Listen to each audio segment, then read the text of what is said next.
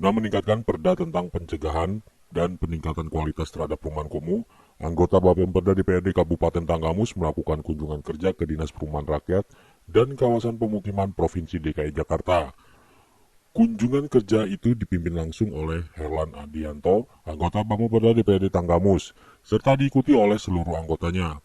Dalam waktu yang bersamaan, hal tersebut diterima langsung oleh Sabto Nugroho, Subkoordinator Peningkatan Kualitas Pemukiman di bidang pemukiman, Dinas Perumahan Rakyat dan Kawasan Pemukiman Provinsi DKI Jakarta. Dalam laporannya, Herlan Arianto mengatakan bahwa tujuan pelaksanaannya kunjungan kerja ke Dinas Perumahan Rakyat dan Kawasan Pemukiman Provinsi DKI Jakarta adalah untuk menambah wawasan anggota Bapemperda terkait pembentukan perda tentang pencegahan dan peningkatan kualitas terhadap perumahan kumuh di Kabupaten Tanggamus, sebagaimana perda tersebut sudah diterapkan oleh DKI Jakarta. Herlan Arianto menambahkan perda tentang pencegahan dan peningkatan kualitas terhadap perumahan kumuh di Kabupaten Tanggamus belum ada. Untuk membentuk perda tersebut, Bapemperda Kabupaten Tanggamus telah mendapatkan usulan dari fraksi-fraksi DPRD Kabupaten Tanggamus. Akan tetapi Bapemperda sendiri akan memilih dan mengkaji secara teknis apakah perda itu benar-benar dibutuhkan di Kabupaten Tanggamus. Bismillahirrahmanirrahim. Assalamualaikum warahmatullahi wabarakatuh. Yang saya hormati Bapak Nugroho beserta Ibu dari Perumahan Pemukiman Rakyat yang alhamdulillah telah berikan waktunya Pak untuk kami berkunjung di sini dari DPRD Kabupaten Tanggamus Lampung Pak. Pertama-tama marilah kita panjatkan puji syukur kepada Allah dengan karunia-Nya kita bisa bersama-sama bertemu bertatap muka di ruangan ini. Salawat dan salam kita sanjung agungkan dan Nabi Allah kita Nabi Muhammad SAW. Kami sengaja Pak berserta rombongan dari Kabupaten Tanggamus Lampung hadir di sini menuju Dinas PUPR ini terkait dengan penanggulangan dan pencegahan pemukiman kumuh. Dalam hal ini Pak, dalam waktu sudah hampir 1 bulan ini kami sedang dari Bapemperda Kabupaten Tanggamus sedang merancang untuk pembentukan perda terkait dengan penanggulangan pemukiman kumuh ini Pak. Karena di tempat kami ada sekitar 1.700 kilometer persegi dataran hamparan yang ada di pesisir pantai. Sudah tentu banyak sekali pemukiman-pemukiman yang masuk kategori pemukiman kumuh yang perlu ada penanggulangan atau peningkatan daripada pemukiman layak huni. Oleh karena itu, Bapak Ibu, kehadiran kami di sini ingin sekali konsultasi terkait dengan hal tersebut dalam rangka kami membentuk peraturan daerah terkait dengan penanggulangan pemukiman kumuh yang ada di kabupaten kami. Tapi perlu sebelum kita ngobrol-ngobrol santai tapi ngisi Pak, saya perkenalkan dulu ini kawan-kawan saya. Mohon maaf ada sebagian juga Bapemperda yang tidak ikut kunjungan karena ada piptek partai, Pak. Jadi ada sebagian juga yang datang kemari dan ada sebagian ikut piptek partai. Dinas PUPR yang ada di DKI ini memberikan gambaran apa saja yang mungkin akan masuk dalam hal terkait dengan penanggulangan dan dari pemukiman kumuh itu, Pak. Mungkin itu saya dulu sebagai pengantar, Pak. Terima kasih. Assalamualaikum warahmatullahi wabarakatuh. Sementara itu, Sabto Nugroho mengucapkan terima kasih kepada Bapemperda DPRD Kabupaten Tanggamus karena telah mempercayai Provinsi DKI Jakarta sebagai bahan referensi untuk pembentukan perda tentang pencegahan dan peningkatan kualitas terhadap perumahan kumuh di Kabupaten Tanggamus. Ia berharap semoga dengan dilaksanakannya kunjungan kerja ke Dinas Perumahan Rakyat dan kawasan pemukiman di Provinsi DKI Jakarta, DPRD Kabupaten Tanggamus mampu menyelesaikan perda-perdanya. Dalam kunjungan kali ini pun, diskusi dan sharing pendapat antara DPRD Kabupaten Tanggamus dan Dinas Perumahan Rakyat dan Kawasan Pemukiman Provinsi DKI Jakarta berlangsung sangat interaktif. Kunjungan kerja kali ini pun diakhiri dengan foto bersama antara DPRD Kabupaten Tanggamus dan Dinas Perumahan Rakyat dan Kawasan Pemukiman Provinsi DKI Jakarta. Tersebut kami melakukan penanganan melalui Community Action Plan dan Collaborative Implementation Program. Community Action Plan itu kata lainnya perencanaan gitu ya. Kemudian Collaborative Implementation Program itu pelaksanaan, bahasa lainnya seperti itu. CAP biasanya bisa diselesaikan 1 tahun, kemudian tahun berikutnya dilakukan CIP. Tetapi sekarang ini dari Bapeda itu membutuhkan data permukiman kumuh itu bukan di titik RW. Yang diperlukan adalah luas permukiman kumuh.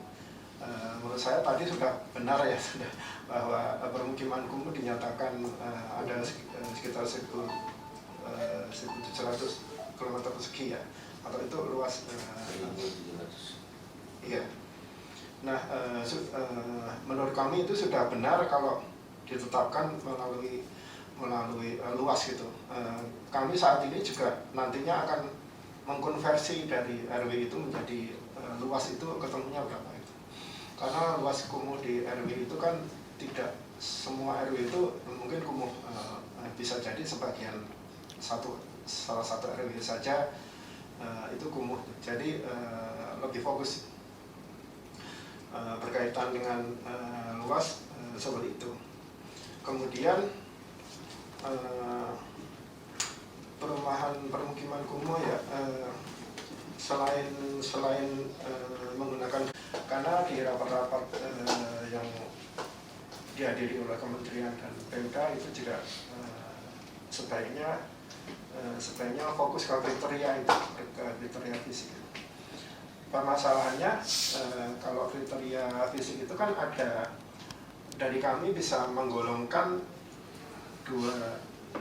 dua area gitu. Yang pertama area publik seperti jalan, saluran, sanitasi umum, toilet umum.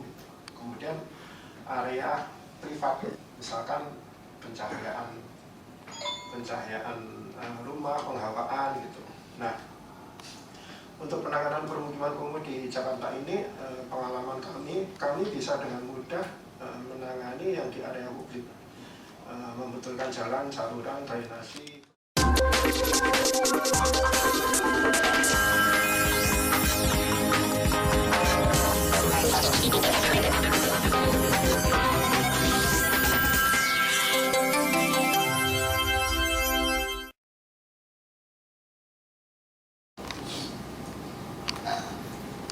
Sementara Pak, kalau kita lihat pemukiman ini banyaknya di bantaran sungai, termasuk juga di pinggir-pinggir pantai. Itu yang kita lihat mayoritas pemukiman kumuh. Nah, tentunya ini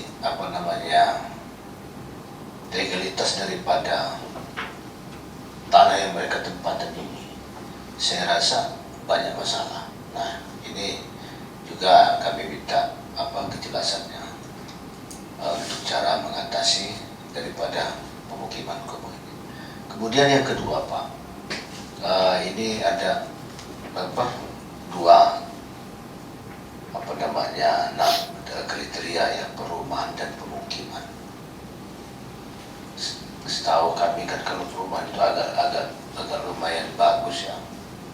Kalau pemukiman ini kan ya namanya pemukiman, di mana ada titik-titik yang memang tertentu gitu, Pak. Nah, ini yang dua hal yang membedakan ini, kami minta kejelasannya juga sebagai tolak ukur kami dalam pembentukan perda ini. Terima kasih, Pak. Jadi kalau di kota itu kan ada kawasan-kawasan tertentu yang dibangun, yang dibuat KRK-nya, IMB, kemudian dibangun balik.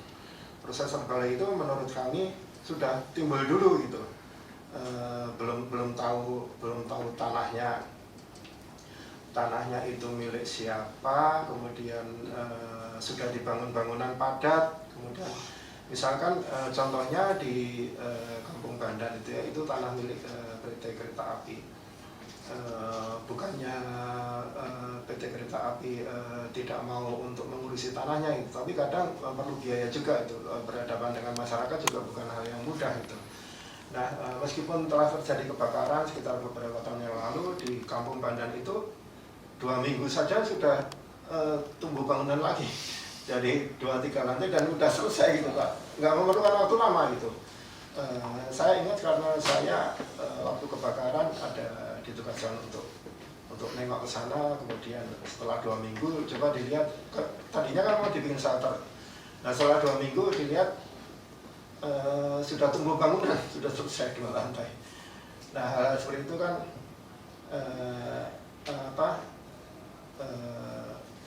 sudah tumbuh dulu, baru aturan perda atau perangkat daerah itu seringkali sulit untuk menata seperti itu.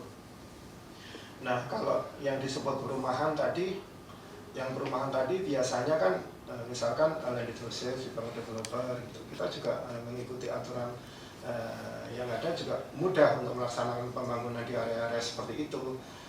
Misalkan di lahan yang developer kemudian dibangun landed houses atau bisa jadi apartemen gitu. Nah, yang sulit itu di area permukiman ini ya, Pak. Permukiman itu biasanya tumbuh secara organik. Contoh kasusnya misalkan saya ambil yang di Jakarta itu di Kampung Lodan Tonggo Kerabu, itu berada di pinggiran sungai juga, Pak. Mungkin mirip-mirip dengan pantai ya, karena itu kan kami anggap sama atau mirip lah antara pantai dengan sungai. Nah, kalau di Lodan Tonggo Kerabu itu di Pemda ada kebijakan ada perubahan trase sungai yang tadinya 40 meter dibuat menjadi 20 meter. Jadi trase sungainya itu lebih kecil untuk menampung supaya permukimannya tetap di situ gitu, Pak. Jadi ada perubahan inovasi di dasar aturannya gitu. Dan nanti di Dinas Sumber Daya Air juga melakukan batas sungai itu melalui sipel itu juga di trase yang baru gitu. Nah, itu bisa untuk mewadai munculnya pemukiman yang di pinggir sungai. Tetapi di samping itu saya pernah baca juga kalau di daerah sungai itu jika terjadi perselisihan atau sengketa tanah itu dilakukan status quo dulu gitu, sampai ditentukan oleh pengadilan ya kalau nggak salah, bahwa ini tanah milik siapa gitu. Jadi setelah itu tanahnya sudah ditentukan milik siapa, baru bisa kita melakukan pembangunan.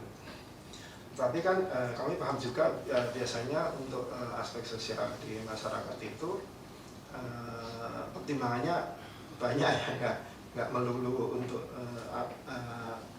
legalitasnya itu. Di sini juga pembahasan masalah permukiman kumuh itu yang berkaitan dengan kepemilikan lahan juga termasuk juga tugas dalam gugus tugas reforma agraria. Nah ini nanti meluas lagi gitu. Jadi permasalahannya meluas lagi, tugasnya semakin kompleks dan itu tidak tambah sederhana, tapi yang malah tambah rumit. Ya memang itu juga harus diselesaikan ya. Ya di reforma agraria ini berkaitan juga karena tadi saya awalnya menyampaikan bahwa legalitas lahan itu sangat perlu untuk proses-proses penanganan selanjutnya. Kalau lahannya nggak ilegal kan mudah saja ya. Kita bisa mengucurkan anggaran di situ, kemudian melakukan perbaikan jalan, lingkungan, kemudian penerangan jalan umum dan sebagainya. Nah kalau yang ilegal itu sebaiknya diselesaikan dulu permasalahan aspek lahannya. Selama ini juga misalkan contohnya di Rawa Barat sama Rawa Timur itu lahan milik Departemen Keuangan. Itu juga belum bisa melakukan program-program di situ karena lahannya kan lahan milik departemen.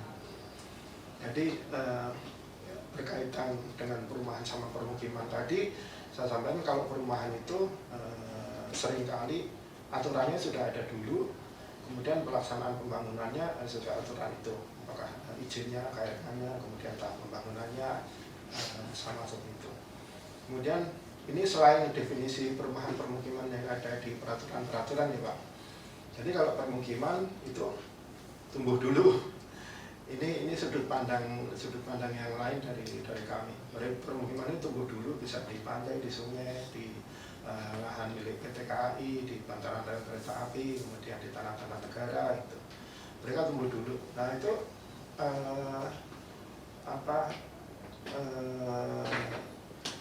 seringkali penanganan kebijakannya itu lebih sulit karena ada masyarakat yang mempunyai kebutuhan untuk rumah tinggal. Nah, contohnya gini, di akuarium, mungkin Bapak sekalian sering dengar lokasi rumah susun akuarium. Jadi lokasi rumah susun akuarium itu dulu pada saat Gubernur Pak Ahok itu dilakukan upaya untuk penertiban karena tanahnya memang tanah milik Pemda, kemudian masyarakat membangun di situ. Nah, membangun secara ilegal ya, jadi masyarakat kan nggak punya sertifikat kepemilikan atau sewa di situ atau gimana. Nah, setelah gubernurnya Pak Anies, kebijakannya berbeda itu. Masyarakat diharapkan bisa bermukim di situ. Kemudian dibangun rumah susun. Nah ini rumah susun akuarium.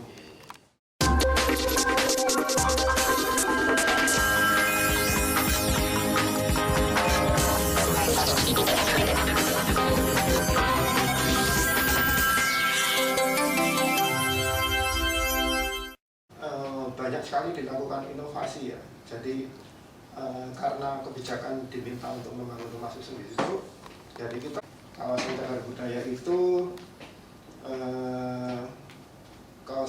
budaya itu memerlukan respon tertentu, harus ada kajian arkeologis dulu, kemudian penempatan bangunannya juga harus tertentu. Oleh karena itu maka di akuarium itu di sudut utara timur itu diberikan ruang persyaratan kaidah cagar budaya tersebut. Jadi di area terbuka itu tidak boleh dibangun, yang boleh dibangun cuma di luar area terbuka itu. Ini timeline dari 2017 sampai 2022 ya. Kira-kira seperti itu. Secara garis besarnya yang saya sampaikan seperti itu tadi. Program ini sebetulnya di program bedah rumah ya. Nah, jadi apa sih yang menjadi membedakan daripada penanggulangan perumahan dan pemukiman kumuh ini? Sementara kriteria yang kami tahu itu sama saja, yang layak menerima atau tidaknya daripada penanggulangan bedah rumah. Saya rasa nggak terlalu beda, Pak. Nah, terus kedua terkait dengan penerimaan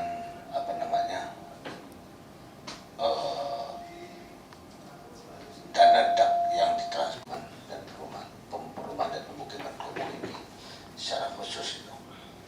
Nah, tanpa adanya perda yang kami bentuk ini, kita salah satu kategori yang tidak bisa menerima dana dak tersebut. Nah, terus kalau kita tangkap juga, Pak, kalau APBD ini yang saya tangkap dari yang disampaikan Bapak tadi, itu gak bisa menangani ini semuanya dari dana dak semua. Ya, makasih. Di halaman rumahnya, area publik yang ada di Jalan Sama Salurannya. Nah, berkaitan dengan tidak bisa digunakan dana APBD ini, kami mencobanya dengan dana CSR, Pak. Tapi ada banyak hambatan juga untuk di CSR itu, karena di CSR itu kita nggak bisa mengharapkan banyak-banyak dana di situ. CSR itu bisa digunakan, misalkan di akuarium ini juga ada dibangun shelter. Jadi shelter itu menggunakan dana CSR dari PT Jaya Konstruksi. Nilainya waktu itu sekitar 50 miliar ya, banyak juga itu. Nah, tapi kan ini hanya dipakai untuk sementara kalau shelter di rumah susun. Jadi setelah nanti mau dibangun rumah susunnya, shelternya itu dirubuhkan. Nah, kelemahan dana CSR ini kita tidak bisa mentargetkan seperti atau memprediksi APBD ya. Kalau APBD kan, nanti tahun depan kita bisa dapat sekian gitu dengan menganggarkan. Kalau CSR kan enggak. Kita sudah pernah melakukan kolaborasi sosial berskala besar itu untuk kegiatan pembangunan jalan dan saluran melalui platform di Jakarta Smart City. Nanti bapak-bapak sekalian bisa mengunjungi website tersebut. Nah, kelemahannya dari CSR ini menurut saya itu sangat sedikit daripada program yang ditawar. Sedikit lah, nggak bisa. Kalau misalkan 70, 80, 90% gitu kan tinggal sedikit. Kalau CSR kelemahannya seperti itu. Nah, kalau untuk penerimaan DAK itu APBN ini ya berarti APBN itu kita pernah melakukan program juga program dari pusat. Kita tinggal memfasilitasi atau mengkoordinasikan apa kebutuhan yang dari pemerintah pusat yang dilakukan pemerintah daerah. Kemudian dana alokasi khusus ini sedikit yang bisa diakses oleh Pemda gitu. Mungkin ini menjadi evaluasi kita semua juga bahwa itu sebenarnya bisa dinaikkan gitu ya, dibesarkan dana alokasi khususnya.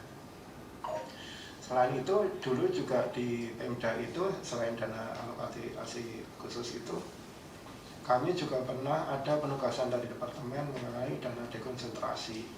Dana dekonsentrasi ini bentuknya seperti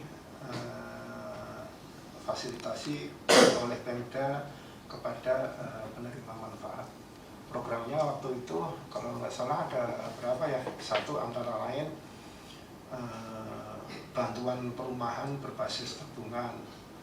Jadi bantuan pembangunan perumahan berbasis tabungan BP2PT, kemudian bantuan perumahan swadaya, kemudian ada lagi bantuan perumahan khusus untuk ASN.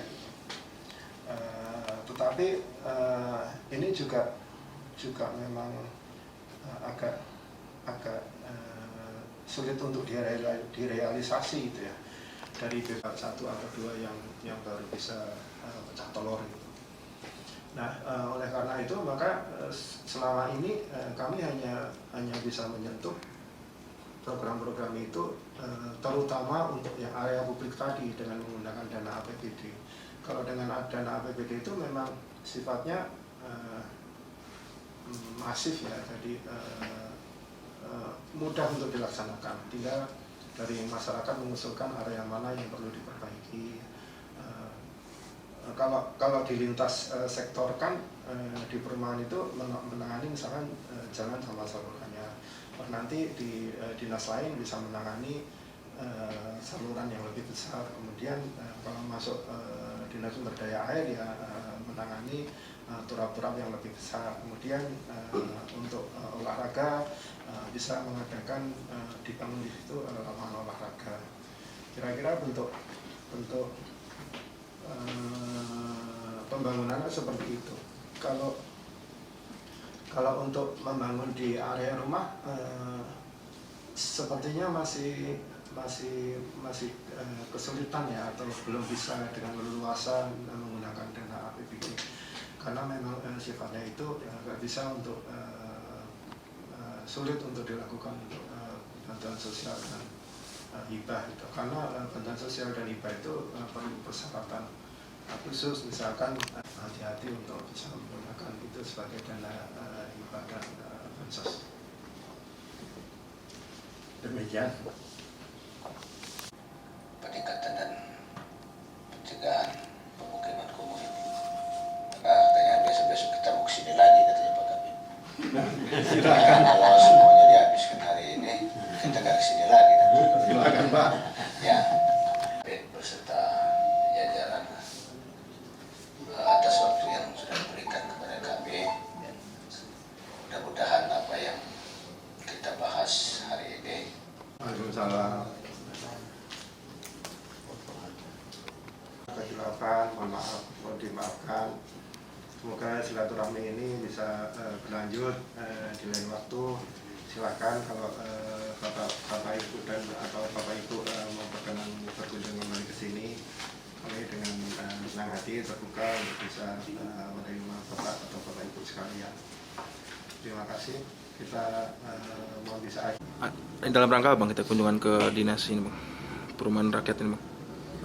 Dalam kunjungan ke dinas perumahan rakyat ini. ya kita sengaja dari kampus menuju ke PUPR DKI Jakarta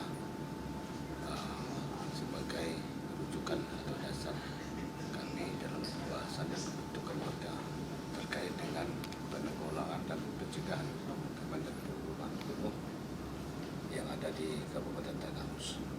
Sejauh ini perda yang akan dibuat seperti apa Bang? Udah sampai Ya hampir masih kita godok Pak. Kemudian kalau kita dari sini ada hal-hal yang perlu kita masukkan kembali di dalam perda yang akan kita sahkan. Oke, udah. 3, 2, 1.